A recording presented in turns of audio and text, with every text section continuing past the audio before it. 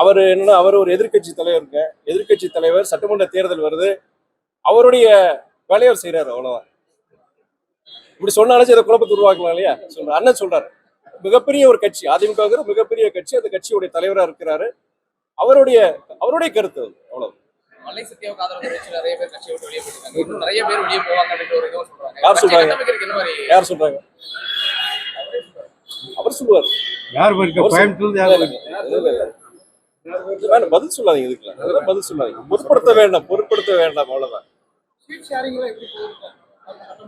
இனி அது seat sharing பொறுத்த வரைக்கும் திமுக இல்ல, எந்த கட்சி எந்த கூட்டணி அது விஷயமா எதுவுமே பேச ஆரம்பிக்கல. கண்டிப்பா அது அந்த பேச்சுவார்த்தை தொடங்கும் பொழுது கண்டிப்பா பத்திரிகைகளுக்கு நான் கண்டிப்பா விளக்க சொல்லுவேன். கூட்டணி இருக்கக்கூடிய கட்சிகள் பல கட்சிகளுமே வந்து இரட்டை இலக்க தொகுதிகளில் தான் நிற்கணும் அப்படின்ற ஒரு இப்படி கேள்வியை கேட்டு பதில் ஒன்று வாங்கி மம்பளை வாட்டி விடுறதா உங்களுடைய வேலை. நானும் இதுக்கு தெளிவான பதில் சொல்லிட்டேன். ஆனா அந்த பதிலையே ஒன்னு கட் பண்ணிடுவாங்க. கட் பண்ணி அதான் தலையங்கமா வரும். தயவு செய்து என்ன மேல இறக்கு வைங்க, மாட்டி விட்டுறாதீங்க. போக வேண்டிய தூரம் நிறைய இருக்கு. கோயம்புத்தூர்காரங்க நல்லா இருக்கிற நல்ல பத்திரிகைகள் நீங்க தான். எங்க ஊர் திருச்சியிலோட சொல்லுவேன், திருச்சியில இருக்க பத்திரிகை திருச்சி எழுதிடுறாங்க அப்படின்னு சொல்லுவேன் நான். நீங்களும் அப்படியே எழுதாதவங்க அது மாதிரி பதிவு பண்ணாதவங்க தயவு செய்து இறக்கு காமிங்க.